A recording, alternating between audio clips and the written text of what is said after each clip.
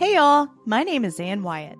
I started my career in workforce development with the state of Kentucky in 2010. That experience ignited a deep passion for manufacturing within me. I started this show hoping to raise more awareness around the bright outlook manufacturing careers have. Join me as I sit down with some of the manufacturing industry's most successful changemakers and learn how they're partnering people with technology. It's time to give people more meaningful work.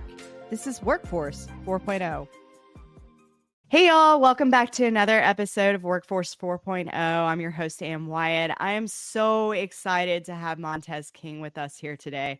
Montez and I met a couple of weeks ago at IMTS. We did a panel together on the job descriptions and how we can make those more creative for incoming workforce generations.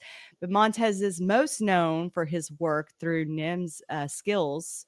And he is here today to share with us some impactful insights about how we can get started as a small, medium enterprise on initiating training and development for our frontline workforce. So thank you, Montez, so much for being here. I'm so excited. And thank you for having me. What an honor it is to be on your show. I'm really happy to be here. Thank you for the opportunity. I am thrilled to have you. As I've told you, I've been really wanting you to come on the show for a while now. So I appreciate your time today for sure. Oh, well, we made it work. For those that are out listening in the audience today, is there anything that you want to share with them in case they have been unaware of what NIMS does or who Montez is? Is there anything else you want to add to that intro and just share with our listeners today? Oh, I will not. No, you just did a great job. I will not interfere with that. Thank you so much. That was a kind introduction. Thank you. Thank you. No, I'm very aware of the work that you all are doing. Actually, I often see a lot of certifications when I'm recruiting on resumes of candidates with Really? the NIMS certifications. Yes, I really do. I work a lot in metals and stuff. Yeah. Yeah.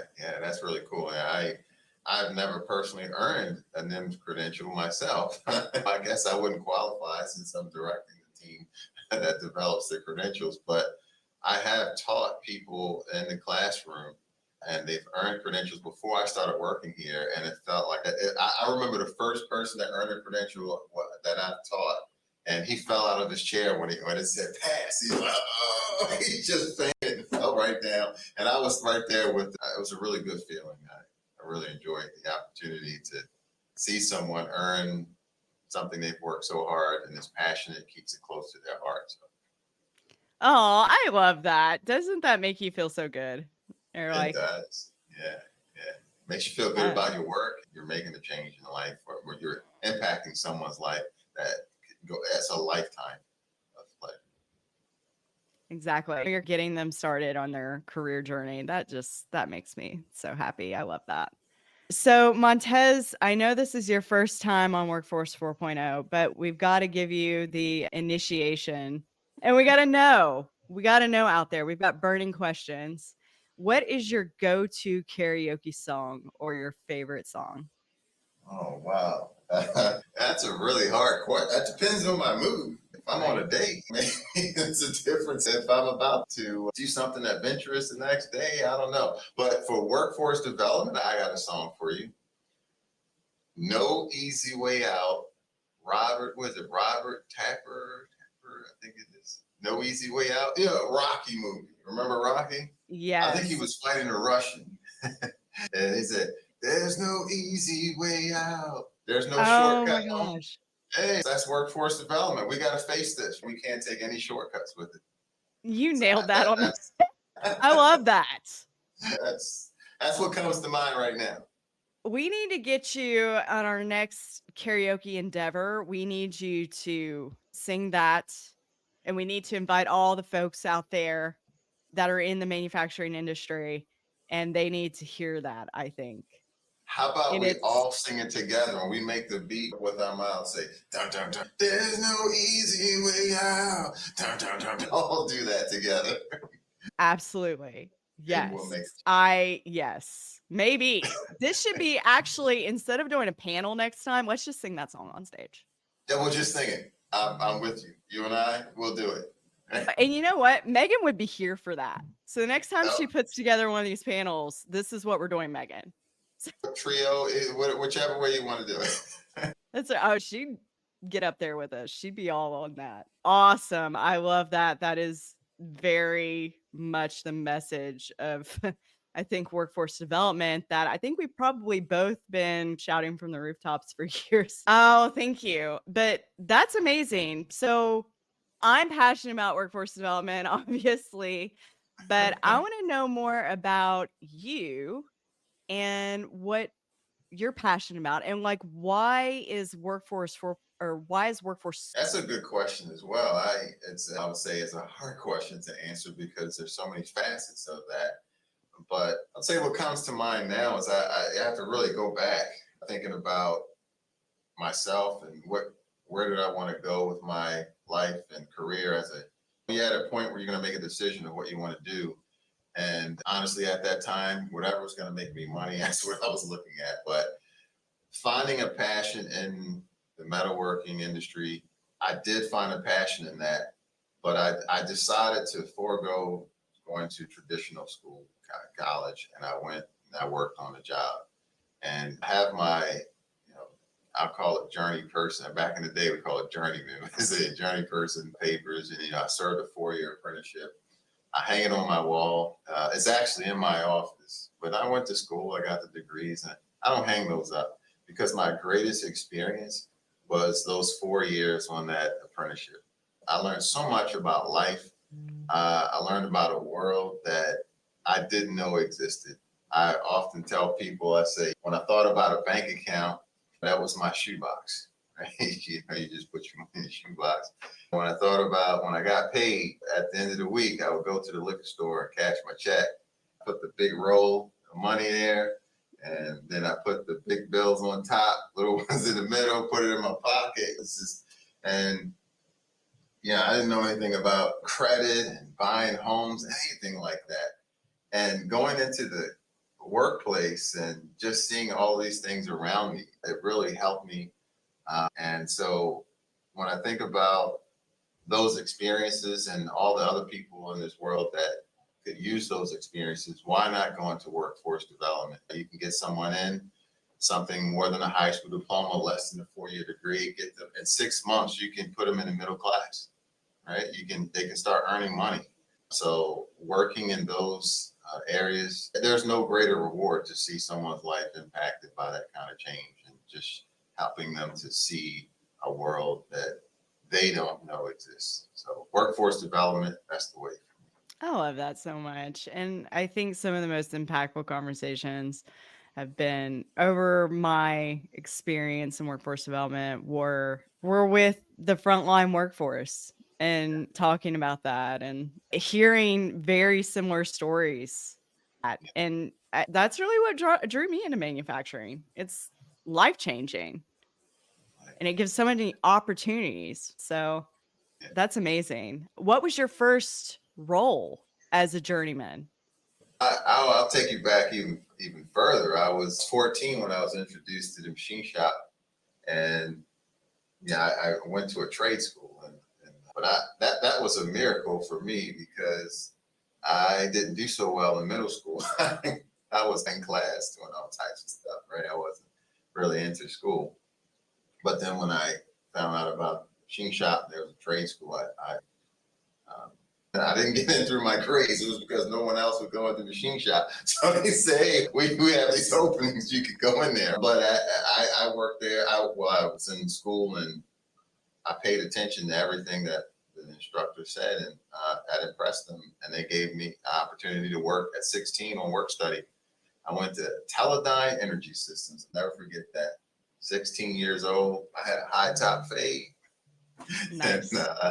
and I was pretty eclectic back then. I can get that way now. Sometimes I still bring that out, but came into the shop and I was basically sweeping floors and cleaning chips from machines and just asking a lot of questions. That's what I did for 2 years. And every now and then I get to pull a handle or roll a handle. And then I think about 2 years later, I was about to guess I was going to college. That's what my mind was thinking. And my supervisor came to me and said, what about apprenticeship? Why are you going to go to college? And I said, well, how much does that pay? He said, $10 an hour. I said, what?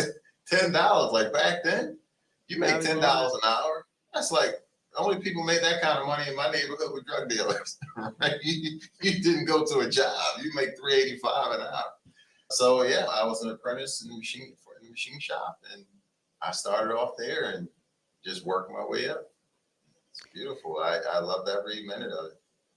That's amazing. And it's interesting that, so you, based on what you're telling me, you really didn't really have an interest in traditional education is what I'm hearing. You weren't I'm super excited to be in this school for 8 hours, just learning about these things. But you walked in there and it was like, oh, this is cool.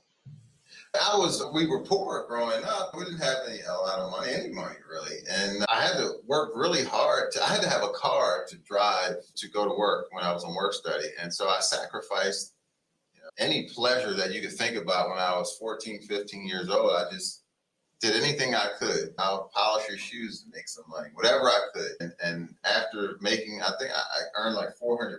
It's a little over that. And I had to get a car and then get insurance. And back then it was called, I maybe have it now, MAPE or something like that. MAPE. There was some kind of insurance where it was expensive because I was 16 on my own insurance, paying $236 a month back in 1989. 1989, I was paying $236 a month. So that was it. Everything you worked for was there. I was just broke, wearing two or three pair of pants, recycling them over and over again, a few shirts, wear my uniform wherever I would go. So it was hard. And I was getting through school and on the work study program. And when I thought about college, I'm like, 4 years of being broke. I just could not see it. So you think about, I like working with my hands. Someone's offered me a job where I can make $10 an hour at that time, it's a lot more today. And so doing something I like to do, and I can still go to school part-time at night and make money. Oh, it was an easy decision for me. I'm like, no, I'm not going to sit in the classroom for 4 years and be broke. And I can do it. I can still learn and have a job. So I made that decision. My dad, he was so upset with me. Your family at that time, they work hard. They touch their hands, it's really hard, callous hands, because they didn't have the education. They had to work more labor jobs. And then the way they judged success for their kids, my cousins, all of us, was whose kids went to college and what college you went to. So me coming and saying, I'm not gonna go to college, I'm gonna work in a machine shop. You can imagine the thoughts. What is he doing? Why? And so I don't think for maybe 2 years, I just got a big smile and a firm handshake. How you doing, son? That was what you got, because you really judge your success on what college you went to. But I think the first time that he said you made a really good decision. He's always 8th grade education, but he's always done things with his hands, and he always worked for himself. And he was doing a few jobs out there. And one of his customers he went to one of his customers' facility, and they were all standing around and they were talking about this guy in this magazine. And they were just looking and said, oh, look at that. Isn't this a nice story? They were just reading. And my father comes over and he says, what are you guys doing? What's going on over here? They said, oh, look at this guy in this magazine. Look at what he's done and what he's doing with his life. He said, that's my son. He did not know I was in the magazine. I was a centerfold that he did not know it. And he walked and he said, that's my son. So he called me up. I think that's when he said, I'm proud of my son. Yeah, no way. No, this is serious. He said, that's my son. It was just a coincidence.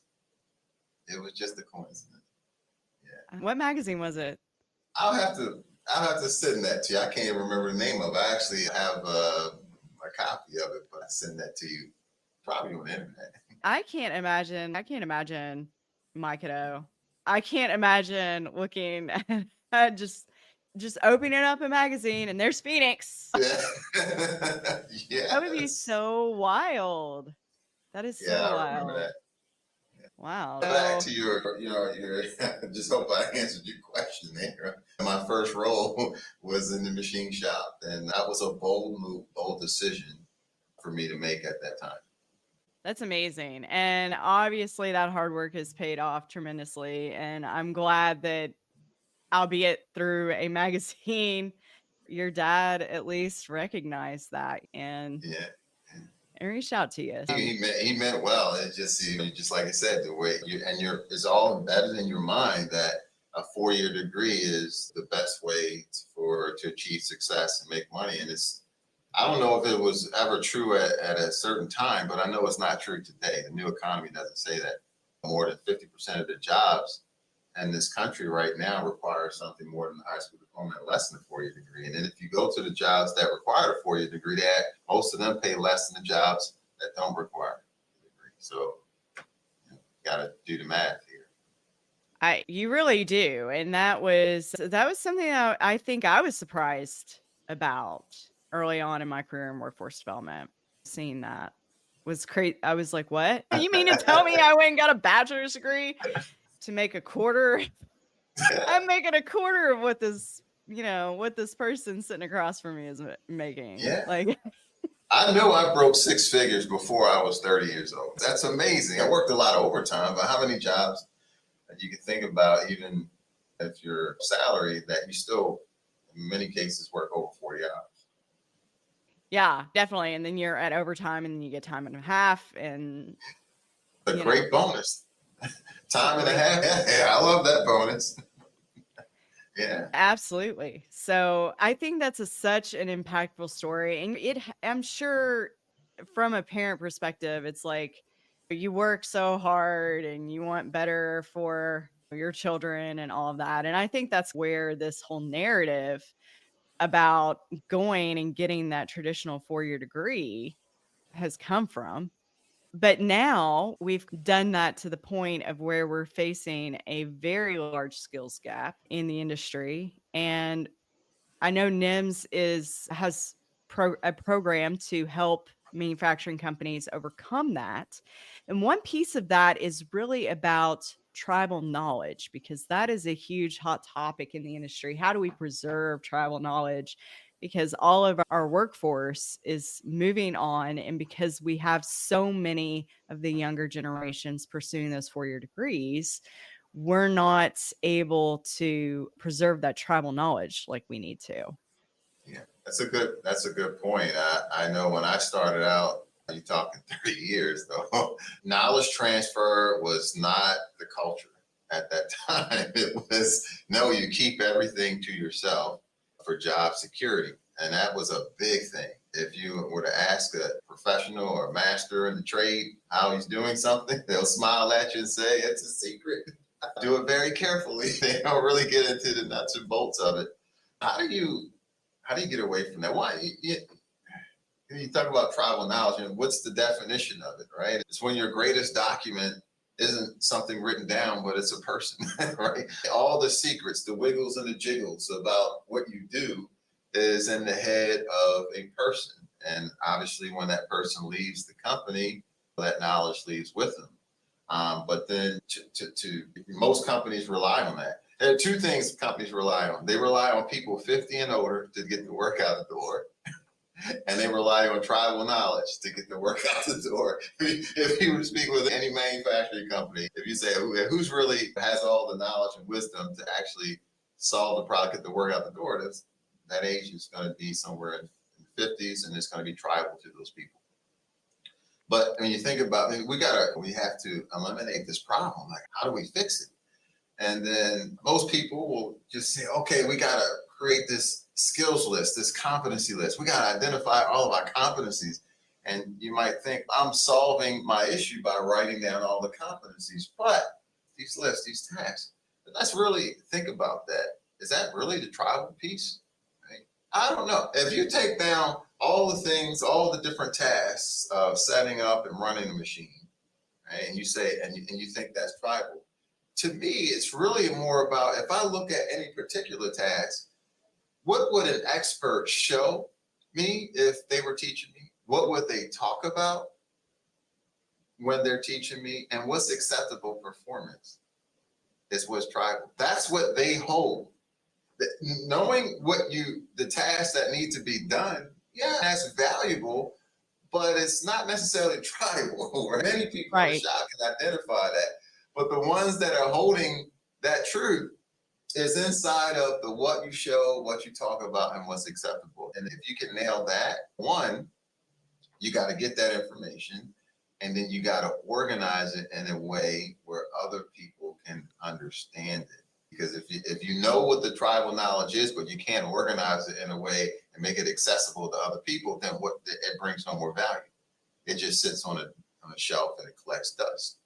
Yeah, so it's really identifying what is the most valuable piece of information that's being held that's tribal, and how to extract that information, how to organize it in a way and make it accessible for anyone to understand. Those are the key pieces. Now, I just gave you high level, but that's what needs to be done with any manufacturer or any company that relies on tribal knowledge, tribal elders to get the work done. So do you think that maybe we're not overreacting, but do you think that maybe it's more about, maybe this term is being slightly dramatic, and maybe we need to document our processes, and maybe it's separating that need as opposed to tribal knowledge being like,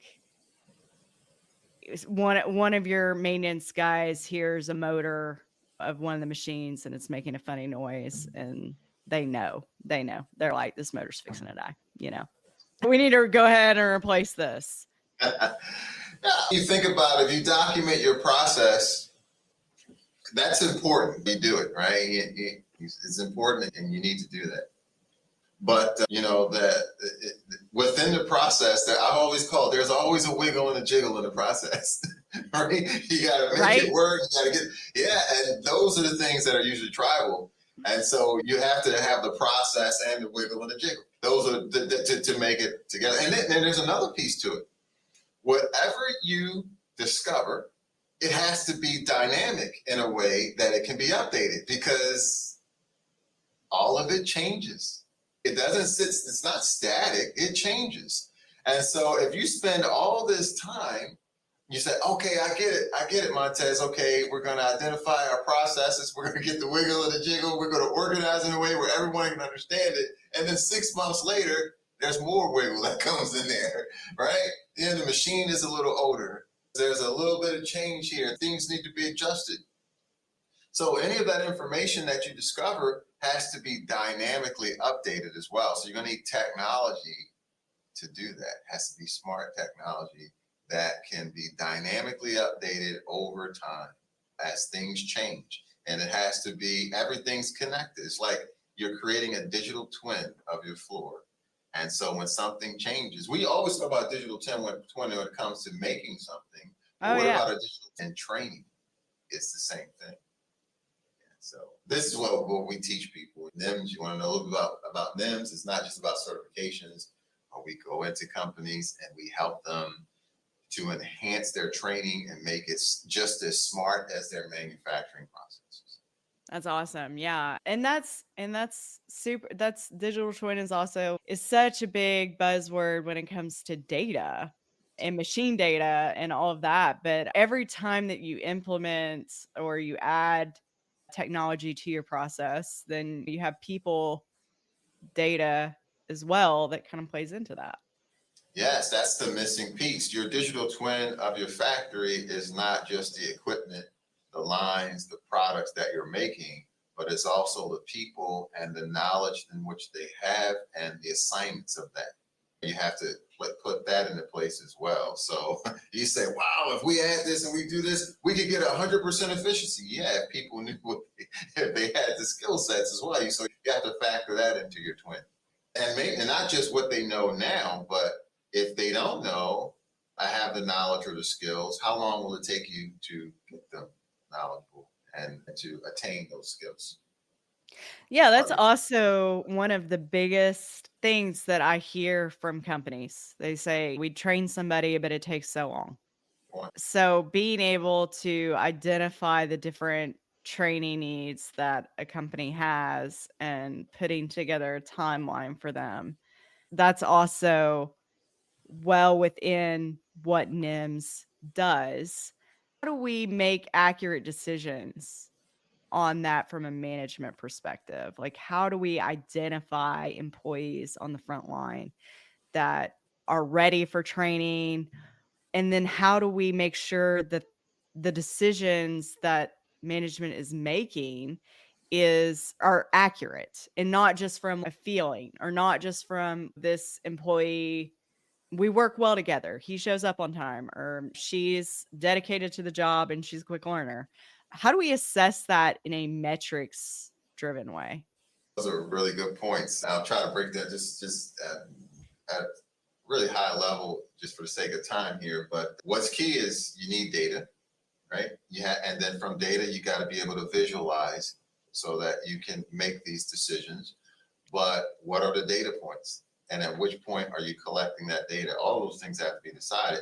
And so you need a framework, that a training framework that fits within what we call your natural flow. It's like we got an employee, I say, give him an example of what the natural flow of work is, and he'll do his dance. Natural flow, right? So usually training should work within your workflow of the company rather than your workflow adjusting to the training. And then within that workflow, there's data points that you're collecting data. And you can, and some people, many people today will still say, if you talk about collecting data for training, I don't have time for that. But there was a time where we would say we didn't have time to collect data about our manufacturing processes. But today we rely on that using ERP systems and understanding how long it took to do the job, how many hours we had on this job, our efficiencies. Even with our finances, we're always collecting data on our finances that help us make decisions. When it comes to training, we don't think about incorporating the data points that we need for training to better understand that. I think that's going to change definitely within this decade that we're in. Hopefully that's not going to take 10 years, but we're getting to the point where people are starting to understand that an excuse to say I have no time it's not going to fly, because you need to stay competitive. And then other pieces, what are the metrics? Now, I can give you a couple of them as an example, but a metric, a trailing metric, or a metric such as profits up, scrap down, right? Profits high, low scrap. That is not a metric for training. And training can account, if you have all your people in their great workforce, that doesn't account for a bad CEO, right? That doesn't account for a bad COO.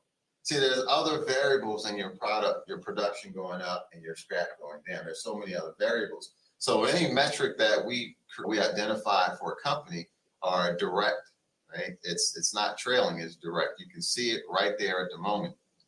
You can't account for someone's trained, but as an employee that just doesn't have work ethics.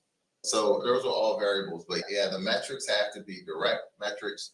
And we help organizations establish what those metrics are, where you're actually collecting data, and it's done in a natural flow. So it's minimum impact on production, where you're not offsetting production to get this data. It's just in your flow. There's Right. a lot more to it. Just at a high level, that's the key, is you need data visualization to make better decisions. You might say, we need to train our people, but that's really not a problem. Blame it. I tell people all the time, I say, you're the training manager, right? Yeah, I'm the training manager. Okay. So if your superiors, people that you work for, upper management, they're saying, we've got problems on the floor, or we've got problems with production, and you cannot make an argument of why training or why your workforce is trained, they're going to blame you for it. They're going to say, well, they just don't know how to do the work. And that maybe how does the ASL sign? Maybe they don't know. But if you don't have the data and be able to visualize it, how can you be sure?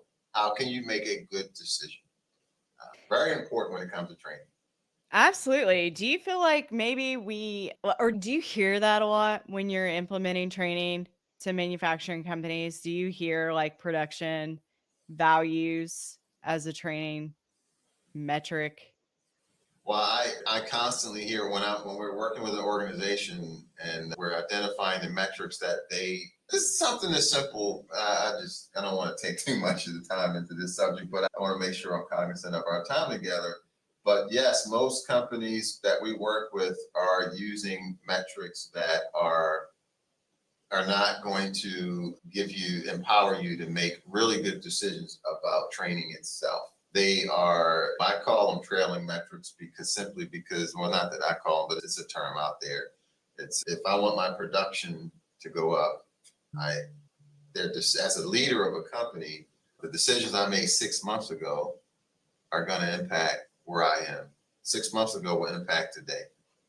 Right? You can associate training as a factor into your production 6 months prior as a factor, but you just have to remember it's not the only factor.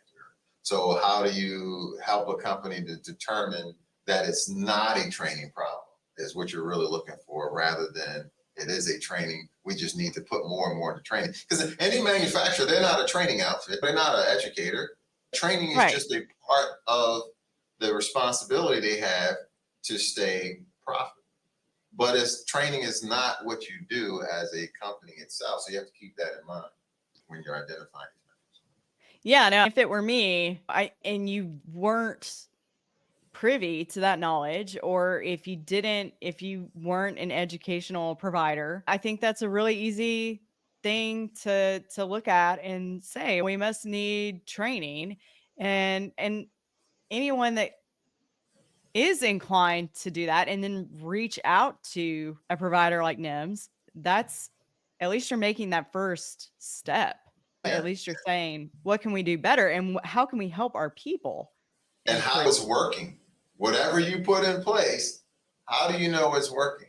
And this is where we're going back to data and visualization. Because if you decide that it is a training problem, at least it's a big factor and you're going to address it through training. Now, once you put that in place, again, how do you know it's working? You say, oh, because production is up. I don't know about that. The planets aligned. You got other factors could make your productivity up here. Doesn't necessarily. Now, if training just happened to be an initiative that you had 6 months or a year ago and production is up, now you've got the false impression that training was what made you more profitable, and it may or may not be true. Maybe you just got some people in there and you just you hire people from Starbucks and Walmart and they happen to do better when you get them from another area, and you just happen to get good people despite your training efforts. You don't know that. That's true. So what are some things from your experience in implementing these types of programs? Like, what are some things that you do look for to indicate the success of training? I'll give you there's some metrics you can use, such as you mentioned that it takes too long. People say, I bring people in and it takes too long, right? Usually what we do for a company is we give them what we call a max time date. The minute or the second that you assign someone learning a training plan, right? There's what we call the official clock starts to tick. And if your expectation is they need to get there in 6 months, that clock is going to tick regardless of what you do. We didn't train them today because production was too heavy over here. So we moved in this department. The clock doesn't care. It doesn't care if someone didn't show up. It doesn't care if the trainer had to do something twice, or it's just going. And so we can measure you and see where you are on the master clock versus the progress in the training plan. Other things we can look at is anytime you're training, there has to be an opportunity to train. For example, if you're going to teach someone to use this specific machine and this specific process or application, then it might not always be active on the floor. So you have to wait for the opportunity, right? And sometimes production demand takes precedence over training someone. So I put the person that can do the work more productively and less time into training. So we help companies detect their training opportunities for any person or any area that they need the training, and how many of those opportunities they've accepted versus denied. Because if there were 100 opportunities to train someone in this specific thing, right, and you've only taken 10% of those opportunities because production took precedence, then who do you have to blame for these people not learning how to do the job? Now, if you didn't have this metric, then you would say, oh, it's a training issue. No, the training's fine. You're just not doing it. Right. You're saying, I'm going to sacrifice training for production. Or you could say, I'm going to sacrifice a little bit of production for training for the long haul. But if you don't have the data, if you can't visualize that, you can't see exactly where you are. So this is where we help them to be. Those are just small examples of what we do for a company to help them make better decisions about their workforce.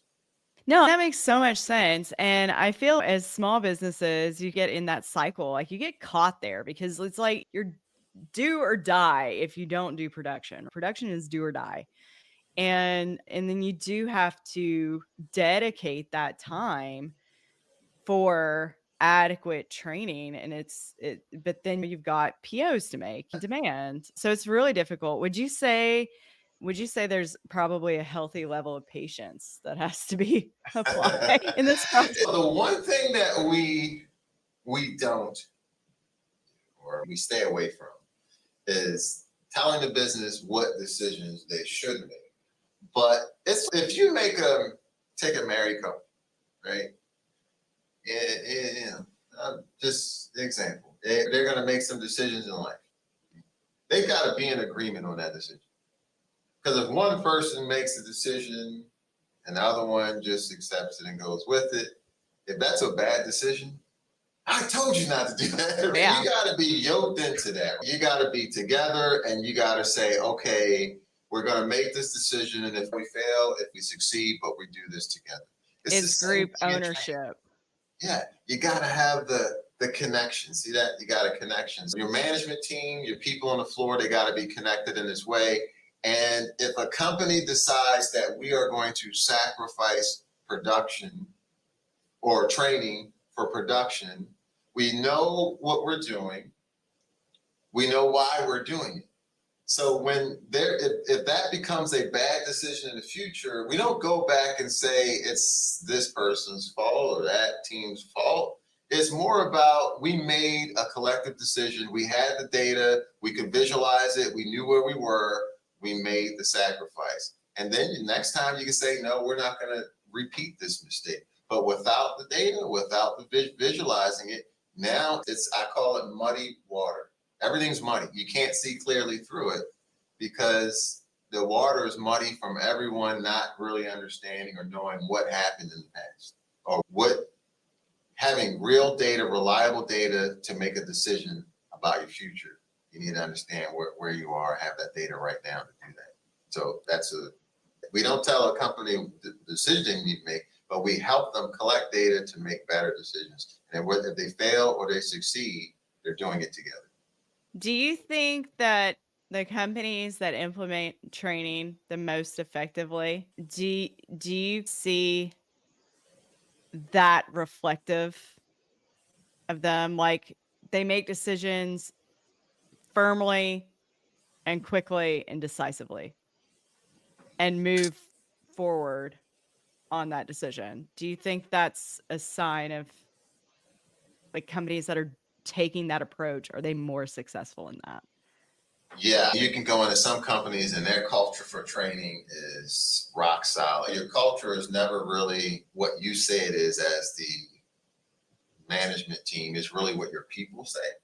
And when you hear them speak about it's so good here. Oh, if I were coming in from new into the company and I'm working with Ann and Ann's teaching me this, I can quickly say, oh man, she was trained to do this. She's really good. I can see it because now that culture starts to become a part of me. As far as decision making, companies can make good decisions and it could be just by fluke, right? But that culture is still there and it has an impact. You just don't know exactly how it impacts. And you can have a good culture of training and you can still make bad decisions about training. But they're two different pieces. But I have seen some companies who have good culture, good systems in place. And when you have both of them, the decision making becomes much easier and their shelf life on the company is expanded. You can think of several companies that have this culture, and I mean, you can look at Chick-fil-A. Look at how they're the kings of the fast food industry. Great The training. drive-through. Oh, They run that drive-through. Airports should have envy of how Chick-fil-A runs their drive-through. yeah. There, and you can go anywhere. No matter where you are in the country, and you get the same consistency. It's amazing.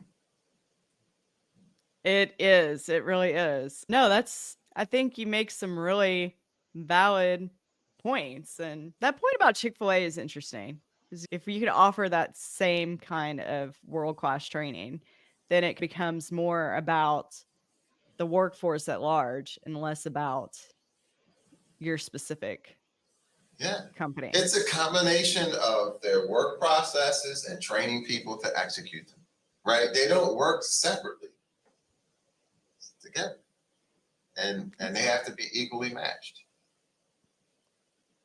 That's some great perspective.